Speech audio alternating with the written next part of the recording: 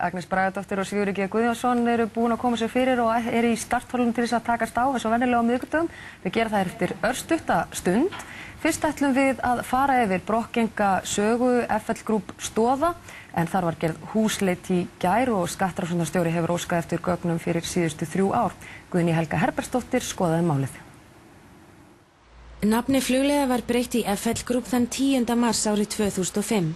Við skulum líta yfir stutta en viðburðaríka sögu félagsins. Á árinu 2005 voru stærstu eignir félagsins í EasyJet, Íslandsbanka og KB banka. Stjórn FL Group sagði af sér í byrjun júlí auk þess sem Ragnhildur Geirsdóttir, forstjóri, sagði af sér. Ragnhildur fékk 130 milljónir króna greiddar í starfslokasamning, auk þess sem Sigurður Helgason fékk 160 milljónir. Hannes Márusson satt einn eftir í stjórninni og varð í október forstjóri félagsins.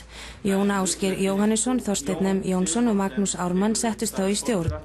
Á árinu 2005 voru 3 milljarðir fluttir til Kaupþings í Luxemburg en áætlað að þeir hafi verið notaðir í kaup Pálma Haraldssonar á sterling í mars. Kaupverðið á sterling var 4 milljarðar. FL Group keypti svo aftur sterling að Pálma fyrir 15 milljarða í október. Pálmi hagnaðist því 11 milljarða á 6 mánuðum. Á þessu fyrsta starfsári félagsins nam hagnaður 6,6 milljörðum króna sem var á stórum hluta gengishagnaður. Á árinu 2006 nam rekstrakostnaður félagsins rúmum 2 milljörðum. Það fjárfesti líka ört meðal annars í Íslandsbanka, Finnair, Royal Unibrew, Bang & Olufsen, Refresco, French Connection, Straumi Burðarási sem var að vísu selt stuttu síðar, fjárfestingafélaginu Unity, Active Capital og flugrekstra samstæðinu AMR sem var móðurfélag American Airlines. Þá seldi félagið EasyJet sem er á mörgum tali vera besta fjárfesting þess en hagnaðurinn nam 13 milljörðum. Í desember var sterling selt á ný en þá til Northern Travel Holding sem var í eigu Fonds, félags Pálma Haraldssonar, FL Group og Sunds. Kaupverði var 20 milljarðar en FL Group veitti 14 milljarða króna lán vegna kaupana. Á árinu 2006 hækkaði rekstrakostnaðurinn svo rúma 4 milljarða og nam 6,2 milljörðum. Hluti af þeim kostnaði var vegna ráðgjafakostnaðar vegna yfirtöku tilboðs á Inspired Gaming sem var aldrei neitt úr. Þá greiddi FL Group 94 milljónir fyrir leigu og einkaþotu til æðstu stjórnenda félagsins. Eigandi þotunar var Hannes Márusson. Félagið fjárfesti í Commerzbank, Tryggingamiðstöðinni og fleiri félögum en seldi meðal annars hluti í AMR, Finnair, Bang & Olufsen með töluverðu tapi. Þá var einnig tilkynnt fjárfestingu í fasteignaverkefnum í Bandaríkjunum fyrir 50 milljónir bandaríkjadala. Verkefnin voru meðal annars stjörnuhótel á Manhattan og voru í samstarfi við auðjöfurinn Donald Trump. Þá var FL Group einnig leiðandi fjárfestir í Geysir Green Energy sem gekk frá kaupum og jarðborunum fyrir 14,3 milljarða króna. Í desember hætti Hannes Márusson sem forstjóri FL og fékk 90 milljóna króna starfslokasamning. Jón Sigurðsson sem hafi verið hægri hönd Hannesar settist þá í hans stól. 80 milljarða króna tap var á árinu 2007. Í upphafi þessa árs greiddi Materia Invest félag sem Þorsteinn M. Jónsson sem þá var stjórnarmaður í FL skuld upp á 73 milljónir vegna afnota af einkaflugvélum. Félagið var afskráður Kauphöllinni í lok maí og í kjölfarið urðu töluverðar breytingar á stjórn félagsins. Jón Ásgeir, Þorsteinn M. Jónsson, Pálmi Haraldsson og Hannes Márusson hurfu á einu bretti úr stjórn félagsins. Í júlí varð FL Group að Stoðum. Rétt áður keypti FL Group hlut í Baugi fyrir 25 milljarða en þau kaup höfðu ekki gengið í gegn þegar Stoðir fór í greiðslustöðvun. 15. ágúst síðastliðinn seldi svo Stoðir Northern Travel Holding til Pálma Haraldssonar. Söluverð sterling var síðar auglýst 50 milljarðar. Í kjölfar þjóðnýtingar Glitnis óskaði Stoðir eftir því við Héraðsdóm Reykjavíkur að félaginu yrði veitt heimild til greiðslustöðvunar. Sú heimild var svo framlengd til 20. janúar næstkomandi. Í gær fóru starfsmenn skattrannsóknarstjóra á skrifstofu Stoða og óskuðu eftir afriti af bókhaldsgögnum félagsins síðustu 3 rekstrarár. Vilhjálmi Bjarnasyni kemur það ekki á óvart. Ég tel að sé verið að rannsaka mikið rekstrakostnað félagsins á liðnum árum. Til dæmis og síðast ár var rekstrakostnaðurinn 6,2 milljarðar og 50 starfsmenn, þannig að þetta eru rúmlega 120 milljónir í rekstrakostnað á starfsmann og inn í því er meðal annars athugun á kaupum á Inspired Gaming. Sú athugun kostaði 800 milljónir, 700-800 milljónir ef ég man rétt og það er ábyggilega verið að rannsaka ýmsa kostnaðarlið og rannsaka það hvort að þeir kostnaðarlið komi tekjuöflun félagsins við og sömuleiðis þá tel ég að það sé örugglega verið að rannsaka viðskipti með sterling milli skyldir aðila og jafnvel fleiri félög milli skyldir aðila á liðnum árum. Til að rannsóknin snúist að einhverju leyti ristnu? Ábyggilega, það ábyggilega verið að fjalla það hvort að eitthvað af slíkum kostnaði komið tekjuöflun félagsins við. En nú sko veit ég ekki hvernig samkvæmishaldi var háttað í þessu félagi en það líka ábyggilega verið að athuga kostnað við hvað á að kalla það bílaútgjöld sem eru líklega á bilinu 80 til 100 milljónir á árinu. Já, þau eru byrjuð. Agnes og Sigurður, þau sitja hérna hjá mér og það hefur margt að ræða í dag en við skulum bara byrja á þessu, byrja á stoðum. Þetta náttúrulega merkilegt þegar farið inn í húsleitir í svona félög. Er þetta þér að kenna, Agnes? Mér?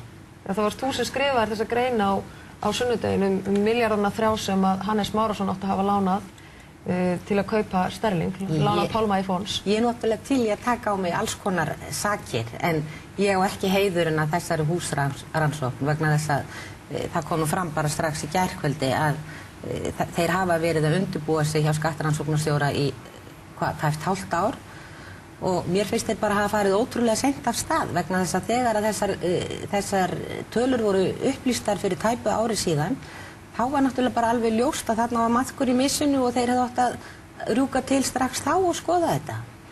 En ef þið viljið segja að þetta sé mér að kenna þá sé ég kannski á ég einhvern hluti því og þetta sé mér að þakka. Hvað segirðu? Þetta við vorum aðeins að ræða þetta 6 milljarðar í rekstrakostnað árið 2007. Það hlýtur að hringja einhverjum bjöllum fyrir mönnum þegar það er hátt 200 milljónir á mann. Já, ég kannski geti undir með Agnesi sko, það er kannski átt að gera það fyrir svona ári síðan þá. Þetta í sjálfu sér þó að sé farið inn og gera skattrannsókn, þá gera skattrannsókn í þessu húsi 2002 og það var ekki svona hár rekstrakostnaður það? Já, það var ekki svona hár rekstrakostnaður en skatturinn taldi sér nú hafa ýmsa hluti sem hann gæti skoðað og þau mál hafa nú ekki öll verið til lykta leitt enn þann dag í dag, þau eru núna leyfarnaræðin verið fyrir héraðsdómi. 6 árum síðar, þannig að, og ég heyrði nú að einhverju voru farin að tala að þetta veri mesta skattsvikamál Íslandssögunar sko, þetta FL Group mál núna sko, mesta skattsvikamál Íslandssögunar fyrir nokkrum árum var sko stöð 2 og þá átti að klína til dæmis á okkur að það hefði vantað 7 milljarða í tekjufæslur.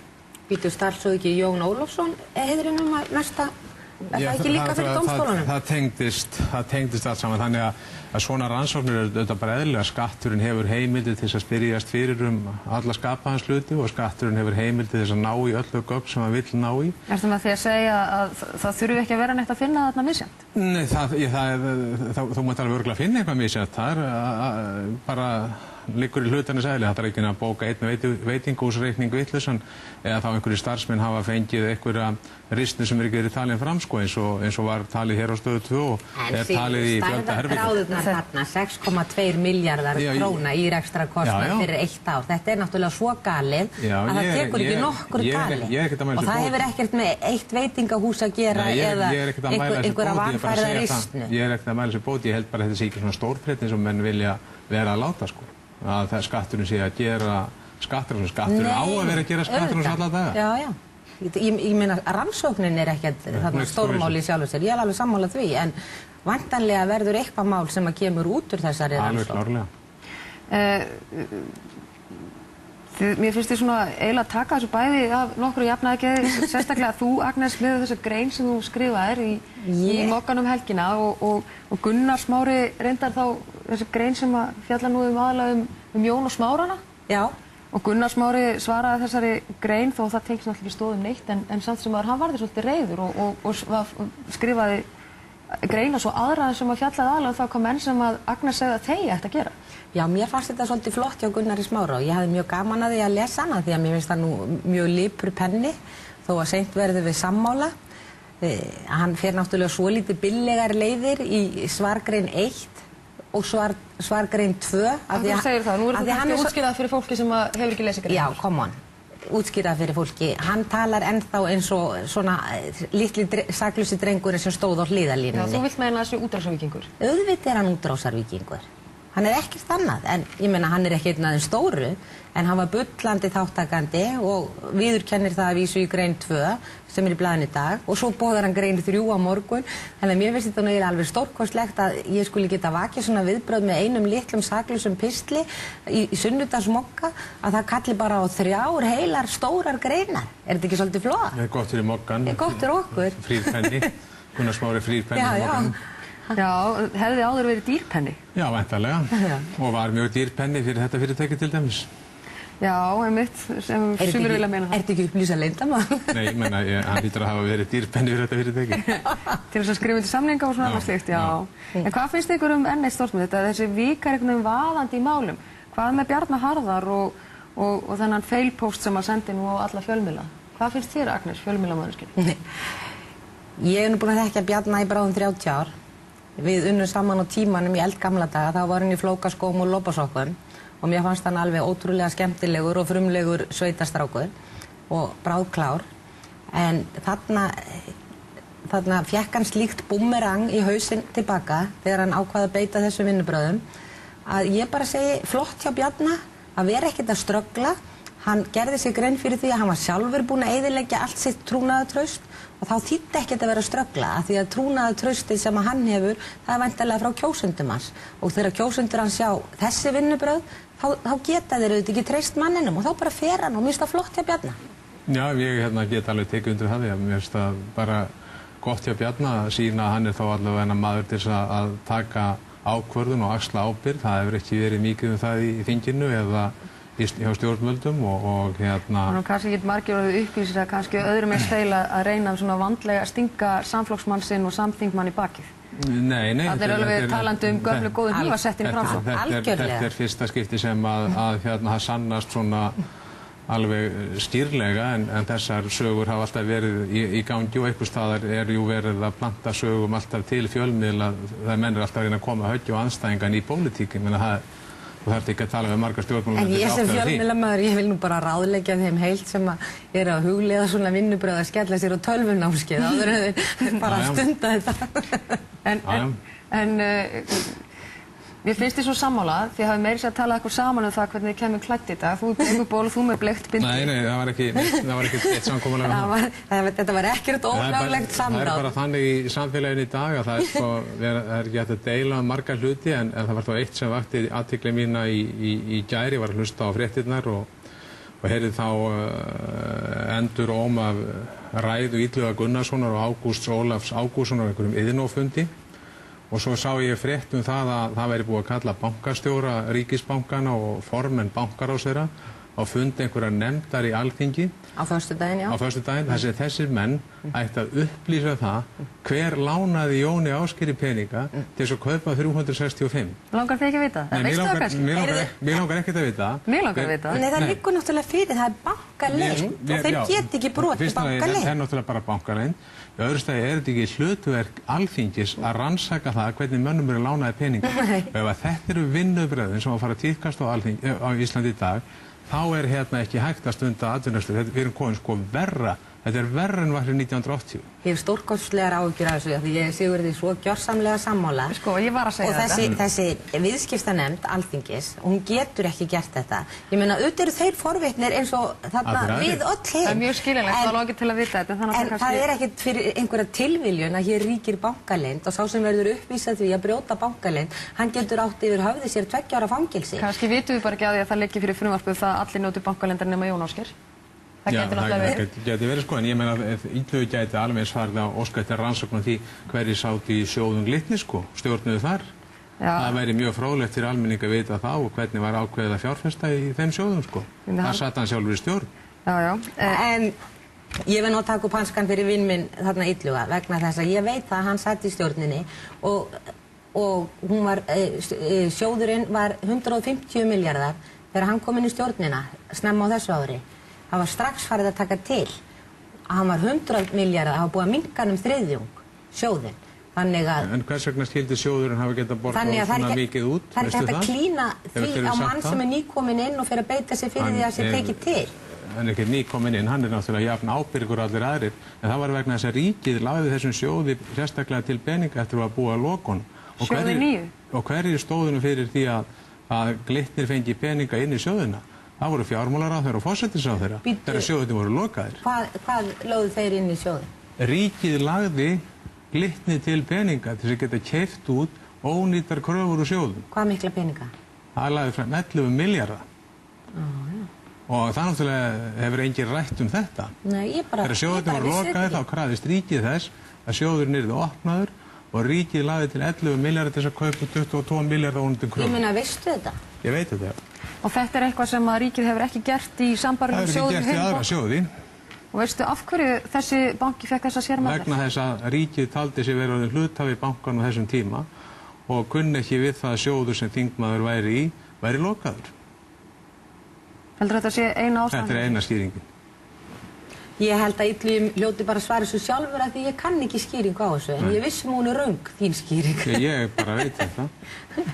Já, þetta er nú svolítið billegt að þeir eru að ráðast á fjarstaddan mann og segja að þessi lokað út af því að þingmaður situr að það. Ég er ekkert að ráðast á fjarstaddan mann. Þetta er eiginlega útilokað að þetta sé eina skýringin. Sko, það er alltaf ef er hallað máli og einhverja sem Morgunblaðið er hlynnt, þá er það alltaf ódreikilagt eitthvað. Já, Illugi er náttúrulega maður Morgunblaðsins. Er hann það? Já, hann er bara flottur og pottþéttur þingmaður. Ég segi þetta sem persóna en ekki sem Morgunblaðið. Maður sá staksteina Morgunblaðsins, myndina Steingríms J. sem birtist með þeim síðast. Með hverjum? Með staksteina Morgunblaðsins að Steingríms J. Þetta var ekki Ólafur Ragnar? Nei. Í morgun? Í gær. Það sem var að taka Steingrím niður og hann var gert eins og var gert í gömlu pólitísku blöðunum. Það var byrt svona einhver hjákátleg mynd af Steingrími.